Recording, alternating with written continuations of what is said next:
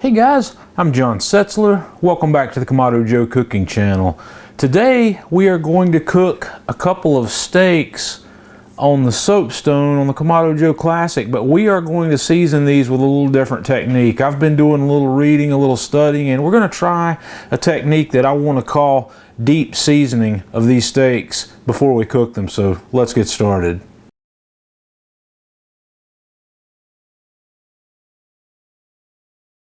Okay, I've got two roughly 16-ounce ribeyes here, and we're going to season these just like we would normally season a steak. I'm going to sprinkle on some sea salt, a little cracked black pepper,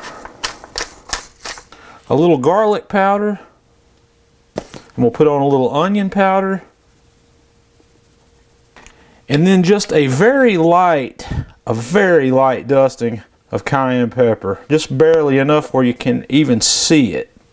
And now what we are going to do with this is you can either tightly wrap this in plastic wrap, or you can put these in vacuum seal bags, which I'm going to do, and we're going to put these in the refrigerator. You can go for 24 to 48 hours, and I'm going to be going roughly 48 hours on these, and what that is going to do in essence is dry brine this steak or these steaks, and it's going to let that flavor from these seasonings that we've put on here really penetrate deeply into the meat. So I'm going to vacuum seal these, put these in the fridge, and I'll see you back in about 48 hours.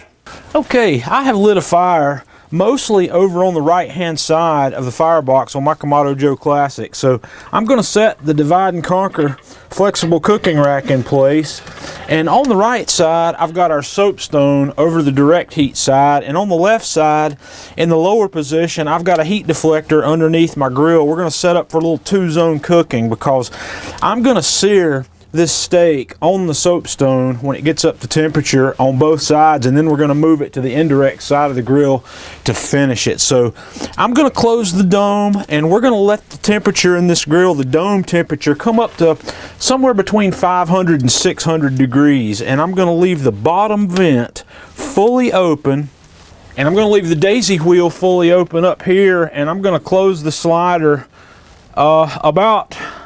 and leave it maybe 1/3 open in the back until we stabilize.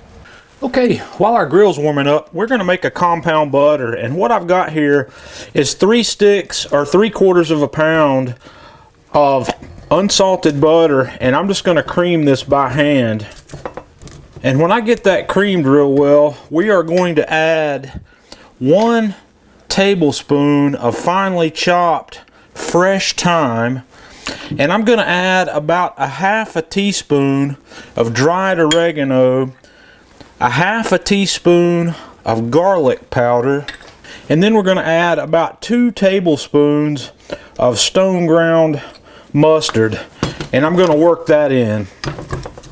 And when I get all that folded in, we are going to add 1/2 pound or 8 ounces of crumbled blue cheese, and then we're just going to work that in as well.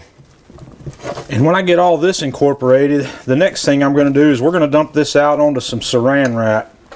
I'm just going to dump that out onto some saran wrap, and we're going to roll that up into a tube.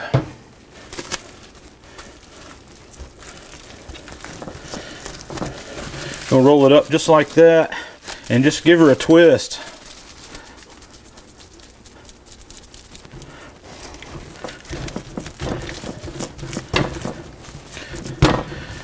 And we're going to put that back in the fridge. Okay guys, our grill is up to temperature, and I've taken one of those steaks that we seasoned and put in the vacuum seal bag. I've taken that out of the bag and not done anything to it. This thing, like I said, has basically dry brined for actually almost 48 hours. And I've taken a big slice of that compound butter that we just made, set it on here. We're going to put that on the steak during the second half of the cook, and it's time to go to the grill.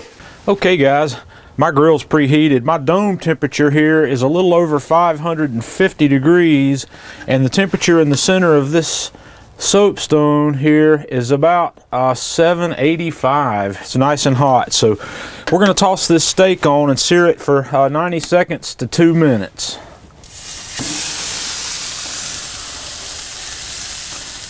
Okay guys, we've been going for about 2 minutes, so I'm gonna burp the grill and then we're gonna give this guy a flip. Oh, that looks gorgeous. And we're gonna let this cook for another 2 minutes.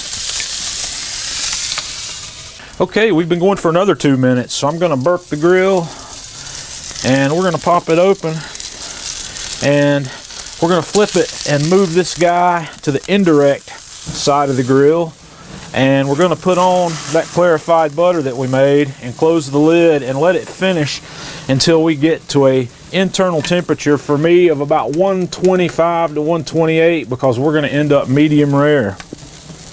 Okay guys, this steak is done, so I'm going to take it off and we're going to rest it for a couple of minutes and then we're going to have a taste. Okay guys, I've taken this off the grill, we've rested it. And I've got a beautiful medium rare cook here. The light, a little difficult to see here, but let's have a taste of this. It smells fantastic. Okay guys, it's time for the money. Let's have a taste of this. It smells really amazing.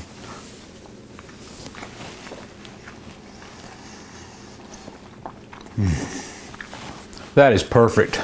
The soapstone searing, or searing on cast iron, gives you that beautiful sear, that beautiful crust across the entire surface of both sides of the meat.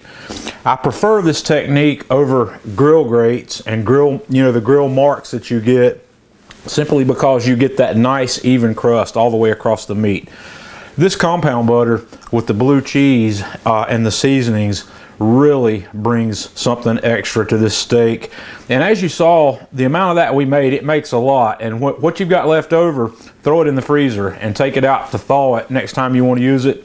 It keeps for a really long time in the freezer. So guys, you've got to give this a try. Let me know what you think.